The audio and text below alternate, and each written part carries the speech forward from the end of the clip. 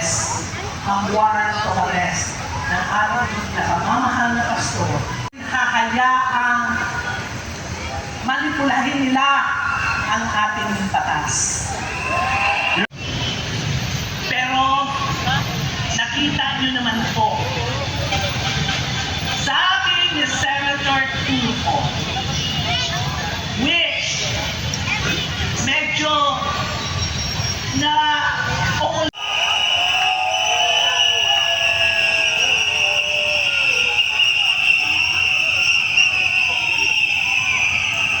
ang mga STL operators nagsipag-text sa akin yung mga sitting STL operator noon bago pumasok ang Administrasyong Marcos ay pinagtatanggal mo. Kaliwa, kanan, harap at likuran, pinagkukunan mo ng minimum 13 million bawat isa. Sa promisa mo, nakilalagay mo sila as the winning bidder ng STL bawat probinsya. Pero hindi nangyari. Ang STL na lang ang medyo may credibility. Pero ang mga may-ari na niyan ngayon, or mayor, sila ang pinanalo nitong si Mercedes Robles.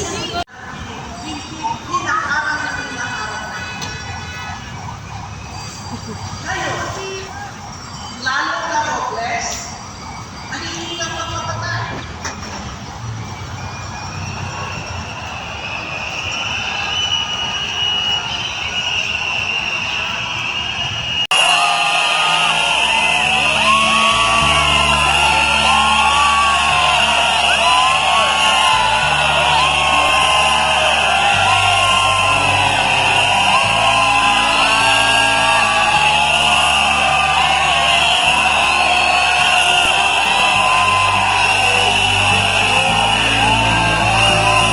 Maraming salamat po sa inyo. May mga kasama ako dito. Ngayon lang rin dumating.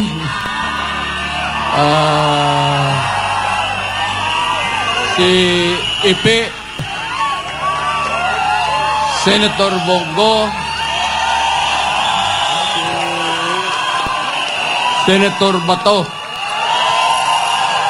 si Sal, si Fred, nakita ka naman na?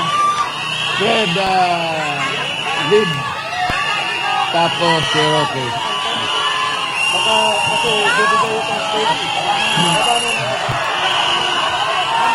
Ano kayo bigya? Para naman na masayahan kayo at masayan siya. At may maikwento lang niya, may maikwento niya sa pamilya niya pag-uwi niya. 10 to 15 minutes. Senator Bato. Kumustahan mo lang sila. Maayong gabi, tanatong tanan. Magandang gabi sa ating lahat. Alam nyo, andito kami ngayon, Senator Bongo, at yung ating mga kasamahan lahat andito, dahil gusto namin ipakita kay Pastor Kibuloy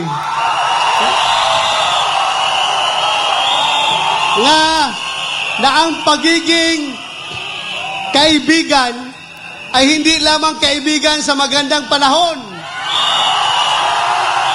Kaibigan tayo kahit na masama ang panahon. Andito kami para ipakita yung suporta namin kay Pastor Apollo Kibuloy. Maraming salamat. Magandang gabi sa inyo lahat. Assalamualaikum sa mga Bisaya. Sino mga taga Mindanao dito? Sino mga taga Visayas? Sino mga Ilonggo? Lente, parinti ko mga Ilonggo. Bongo, Ilonggo. Unang-una, nandito po kami ni Senator Bato de la Rosa dahil kami po'y naniniwala. Sabi nga niya kanina, dahil po sa pagiging kaibigan niya kay Mayor Rodrigo Duterte, ay ganun na po ang ginagawa sa kanya. Narito kami ni Bato na sumusuporta sa ating mahal na Pangulong Rodrigo Duterte. Mahal niyo si Pangulong Duterte? Pag mahal niyo si Pangulong Duterte, mahal natin ang ating kapwa Pilipino. At gaya ng sinasabi ko noon sa inyo, ang serbisyo po sa tao, serbisyo po yan sa ating Panginoon. Mahal namin kayo ni Pangulong Duterte at sama-sama po tayo rito. Patuloy kaming magmamahal sa aming kapwa Pilipino. Maraming salamat sa inyong pagmamahal. Salamat po.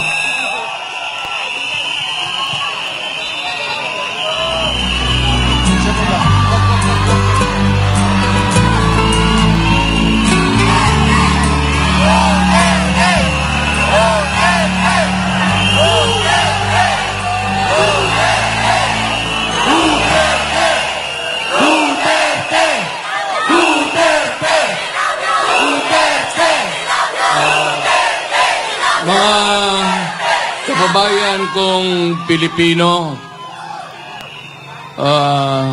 sa makaisa pa,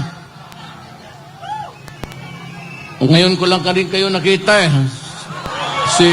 Nung umalis ako ng Malacanang, ngayon lang. So, pagpatawarin po ninyo ako, maghingi ako ng tawad. It comes late, but maraming salamat sa inyo. At ginawa ako ninyong presidente.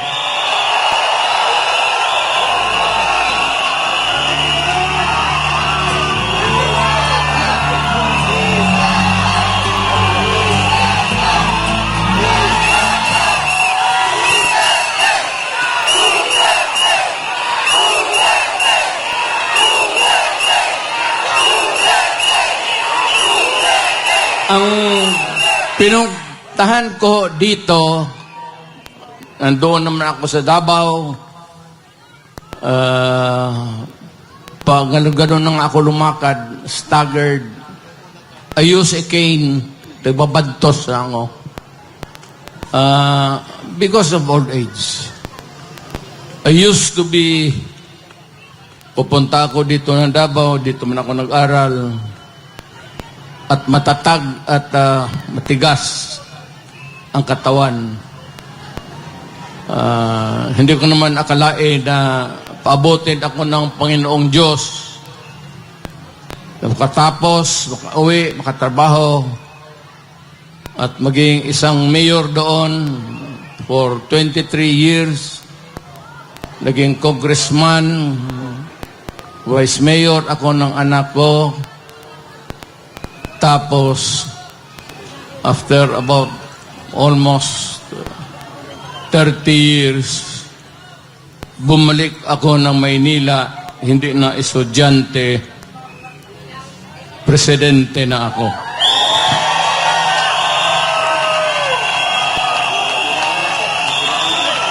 Itong ibigay ko sa inyo, maliit ito na bagay. Pwede ninyong itapon ito pagkatapos. Tapon mo lang sa isip mo.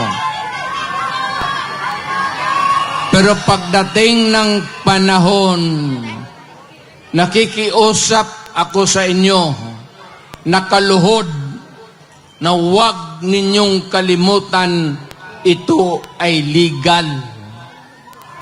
It could spell the difference of what we have now, what we can pass to you, our children,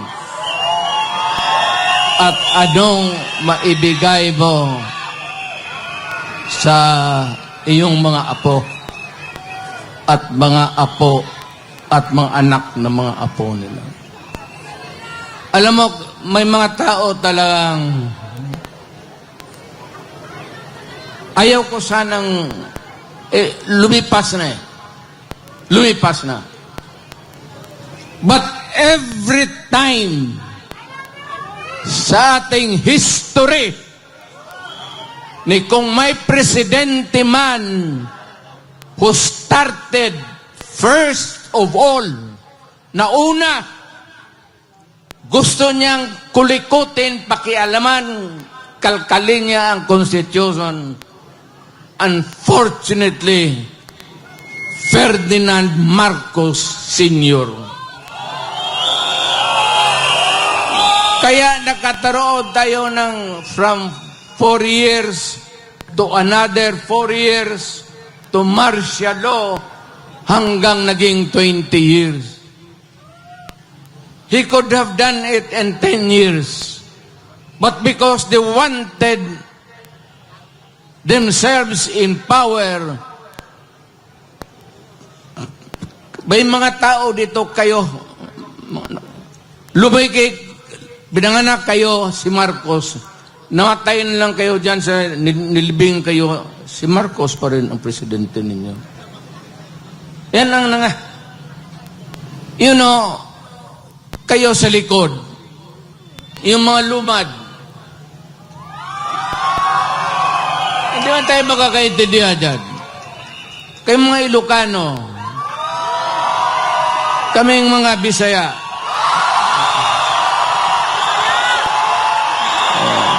mga Waray,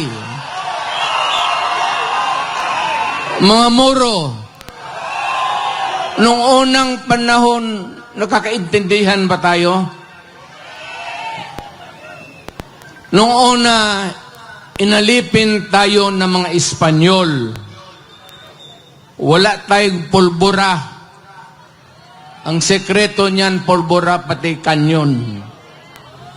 So, nung unang putok-putok, at mabuti na lang itong si Magellan, sumimple, pumunta sa likod ni Magellan, at pinutol yung itlog niya ni Magellan.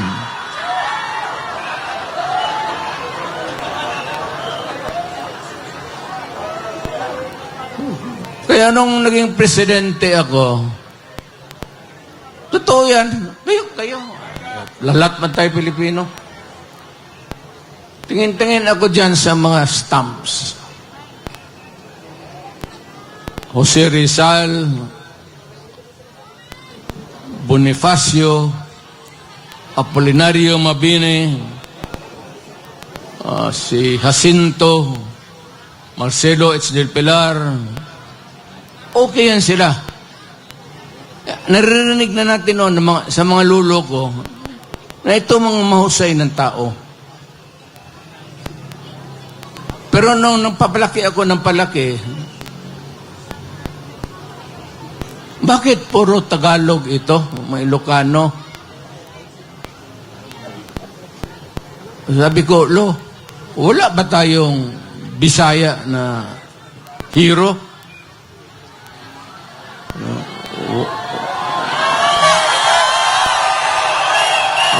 Wala manak. Nakalimutan lang tayo ng mga Tagalog kasi sa Bisaya lang tayo. Kumputang ina ito. Kaya, nung na-presidente ako, tinawag ko ito mga historical commission natin. Yung tagagawa ng mga stamps natin. Hoy! Nga kayo.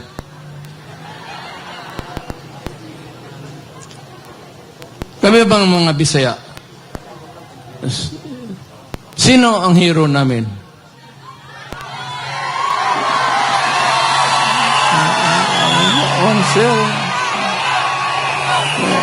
Na balitaan namin si Daguhoy sa Cebu. Ang problema kay Daguhoy, of later years, nung bago na, ito mga polis na gago, lahat ng mga polis, Ang tawag nila sa mga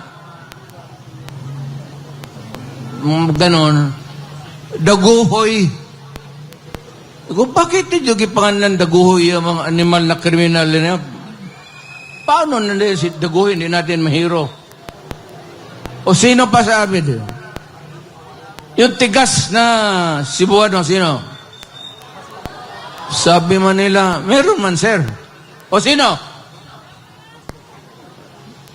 Pero isda man, sir. Sino? Si Lapu-Lapu, sir. Putang ina kayo. Yun ang pumatay kag Wejib. Bukas pag walang istampa yung kaya ngayon nandyan na si Lapu-Lapu, tapos si Daguhoy. So, sinabi ko sa mga pulis pati military, huwag na ninyong tawagan yung mga hold-upper, mga kidnapper na Daguhoy. Ayaw ko, bakit nakaugulian nila yan? Hindi naman sinasadya siguro. Pero medyo may 2-3 na kami. Kung mamatay si Pepe o si Bongo, baka madagdagan natin ng pangatlong hero.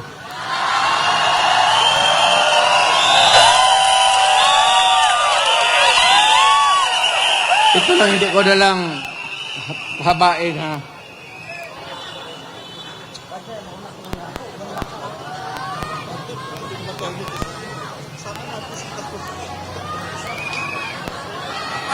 Ito ba dalawang papel? Ito yung konstitusyon ngayon.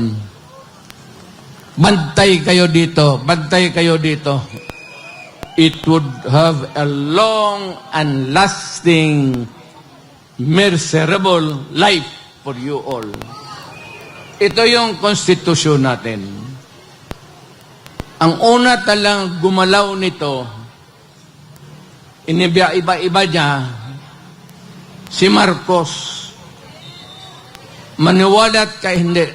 After a few decades, ang pangalawang taong gustong kumalkal ng konstitusyon natin, putang ina, Marcos rin.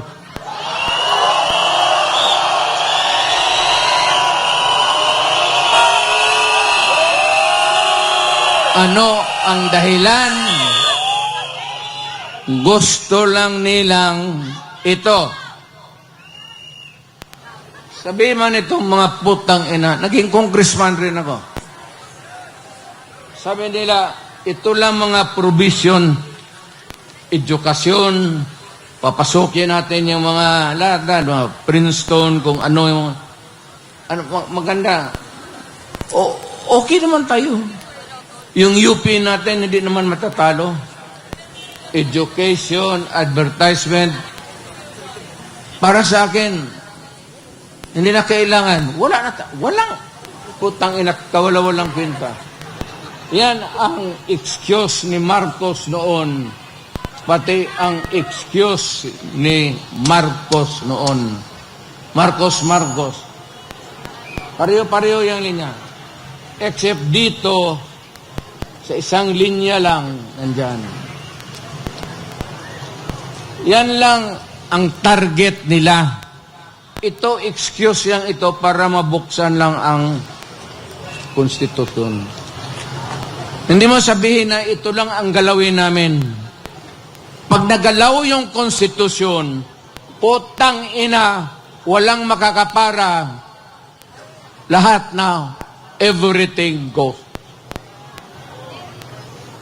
Ang gusto nilang pakialaman, ito, yung termino ng tatay niya, na binalastog niya, at itong konstitusyon ngayon ni Martin Romualdez, asawa si Lisa, pati si Bongbong. Ano ang gusto nila? Pahabaan ang konstitusyon. Kasi noon nga, nilampastagan ni Marcos, napaalis siya sa Pilipinas, sinauli yung original.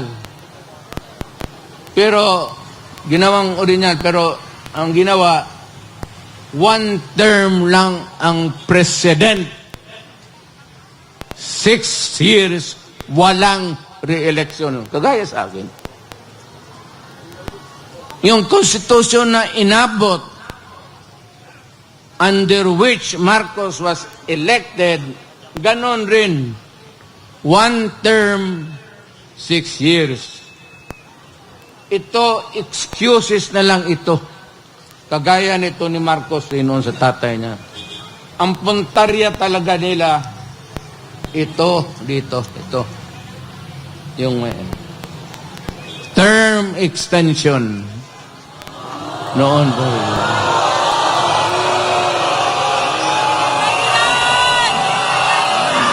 Because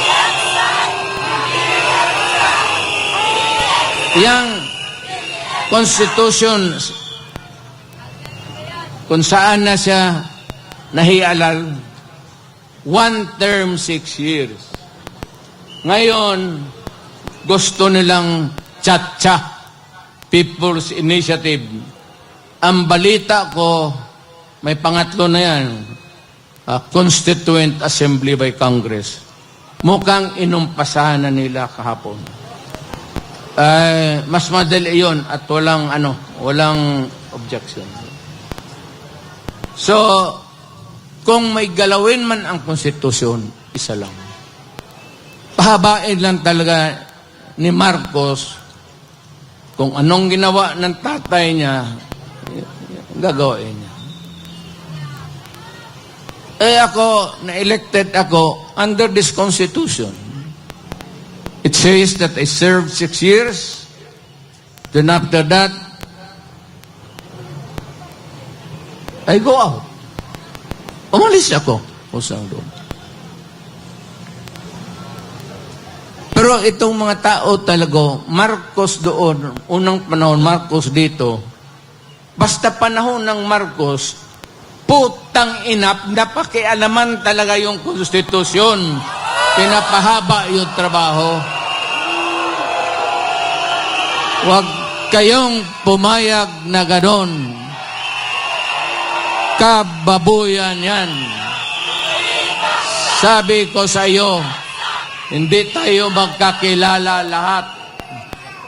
Kung unang panahong nagkita tayo dito sa Maynila, magpatayan tayo. Ilocano ka, Batanggenyo ako, Bisaya ako, Waray, Buro.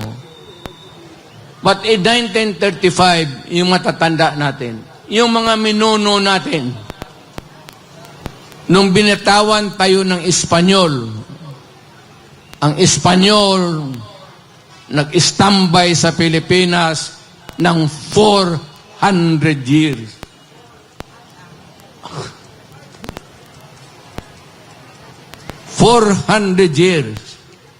Pumasok ang Amerikano because there was an American-Spanish War, natalo ang Espanyol, nawala sa kanila ang Mexico, yung mga Marianas Island, pati Philippines, isinurrender nila sa Amerikano. So, ang umupo uli dito ang Amerikano. So, ilang taon tayo nagdusa, nagpakahirap sa mga banyaga. Ngayon, may isang presidenteng dumaan na matagal na dinispatsa naman sana namin. Pati ito ngayong anak, may tuyo sa ulo talaga ang mga puto.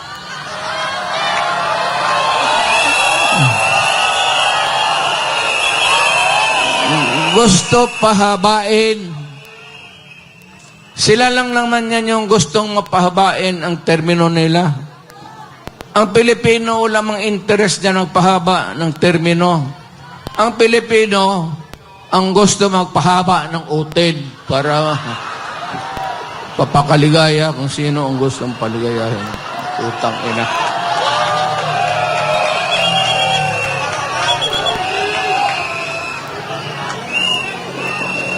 Hindi na ako magtatagal kasi marami pong salita.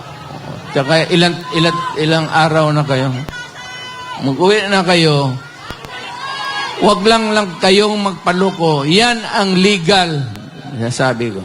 Huwag na huwag ninyong pumayag na mangyari yan. Kasi mapalitan nila ngayon, walang siguro ko mapalitan sunod na eleksyon. Kasi ang gusto nila, presidential Republican type of government. Ang Pilipino, tayong lahat dito, may isang boto para sa presidente. Ngayon, ang gusto nila itong Congress, tutunawin nila, gawain nilang parliament. Ang magboto sa presidente o prime minister, ang tawag na dyan hindi presidente, prime minister na, ang mga assemblyman o kaya yung mga congressman ngayon, hindi na kayo makaboto. Nada. Philippines. No more. Kaya huwag kayong pabayag. Baski na matunaw na yung mga kamay ninyo. Sabihin ninyo doon sa kapitbahay ninyo, putang ina ka, pag pumirma ka niyan, papatayin kita. Magpatayan na lang tayo dito lahat. Huwag kayong pumayag sa kabalustugan na yan. Masisira ang Pilipino. You would lose your direct vote. Ako gusto ko si Marcos. Ako gusto ko si Ramos. Ito, isang boto ko lang to. Oh. Ito, gusto ko si Villar. Isang boto lang. Pag tinunaw nilang yung constitution ngayon at yung sabi nilang bagong constitution, itutunaw na nila, ang lalabas niyan, ang presidente maging prime minister na. At ang mga yung mga congressman ngayon, assemblyman na, wala ng Senate, wala ng House of Representatives. Purnada na tayo. Kung sakali man, itapod lang ninyo ang oras, kung sa anong oras kayo mag-umpisa dito, pagka ganon, well, meron akong ipagbilin sa inyo. Hindi pa naman talaga, at saka ako naging presidente. Awang-awa ako sa military. Mababait yan sila. Awang-awa ako sa mga polis. Yung mga polis, maraming gago dyan. Yung iba, pwede nyo yung patayin. Pero sila sa trabaho nila, medyo talagang matino yan sila. I would like to caution you that hindi pa tayo umabot ng critical math na mapunta sa Malacanang. Iwasan nyo muna. Pag-iusap ko lang sa inyo. Let us make this rally peaceful in the meantime. Total, hindi naman tayo ginagawa. Wala namang naging sa atin ng polis. Wala. Hindi naman tayo iniistorbo. Kaya mag-demonstration ba tayo? Dito na muna tayo. Let us not go into the seat of the governing power. Kasi doon may mga national treasures tayo. Kagaya nung una nangyari kay Marcos, pasok ang Malacanang, marami ang nasira. Hindi man kanila yon sa Malacanang. Atin jud sa Pilipino. Ano ba sa Tagalog? Bahandi. Ano bang bahandi? Okay. Yung lahat ng sa Malacanang, persa lang ang jacket nila, pati panty. Yang lahat dyan, mga paintings, lahat makita mo, kayamanan ng Pilipino yan. So, huwag mo na doon, at kung magpunta to doon, huwag natin sirain. Ang huwag ninyo kalabanin ang pulis, pati military. Kung pagdating ako ng paagitna, kasi ayaw ko, naging presidente kasi ako, naintindihan ko trabaho nila. Mahal ko ang militar. Mahal ko ang mga polis.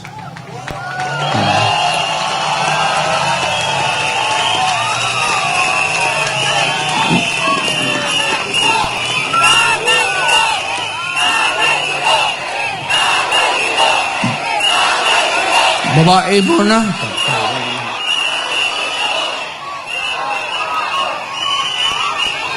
May nakikita kasi ako nung polis, ako nung presidente pa ako na na-assign sa akin. Nawala man nung ano ko dito. Pero the one thing that I can contribute really is let us avoid bloody incident. Hindi pa. Dadating yan. Hindi talaga. Wala.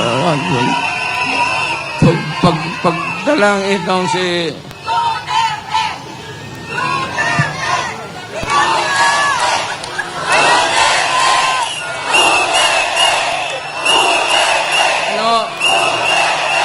Alam mo,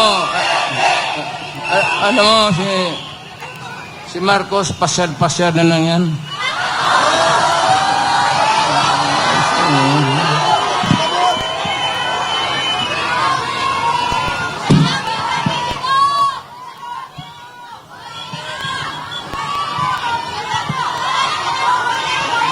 Wala nang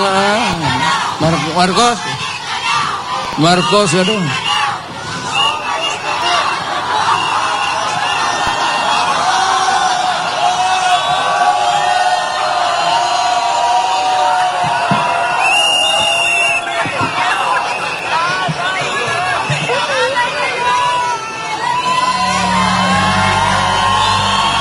Mahal ko kayong lahat.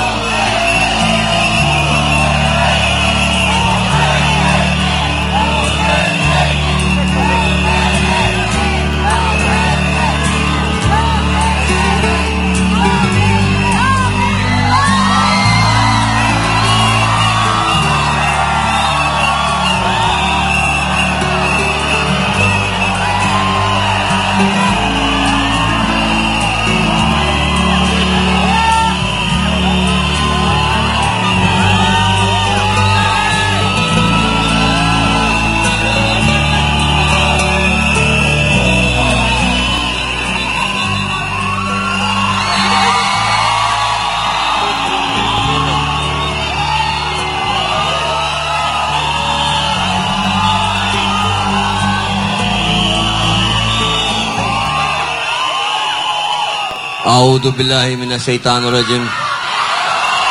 Bismillahirrahmanirrahim. Magandang gabi po sa inyong lahat. Alam niyo po, itong samahan na ito, walang iwanan nito.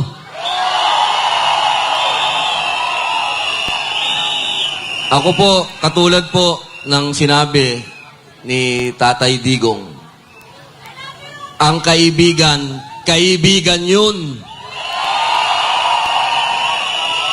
Lalo na kapag kakampi mo pa.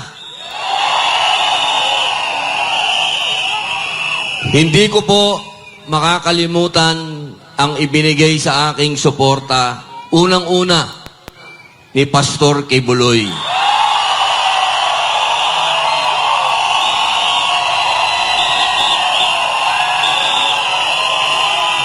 Hindi po dahil sa pogi ako, ha.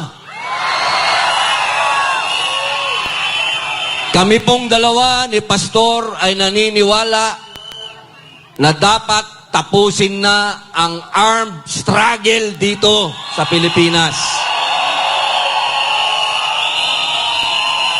Katulad po ng sinabi ni Tatay Digong, ang kailangan natin sa bansang ito ay law and order.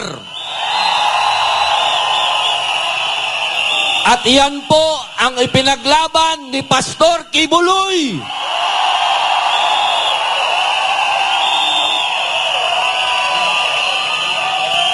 At ngayon, sa kanyang pinaglaban, siya po ay dumadaan sa isang pakikibaka na hindi natin siya iiwan.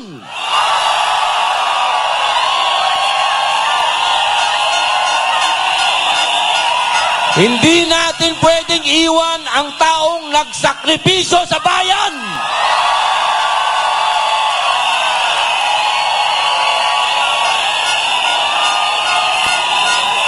Kaya po, mga mahal kong kababayan, hinihingi ko po na sana wag natin iwan si Pastor. Maraming salamat po. Mabuhay.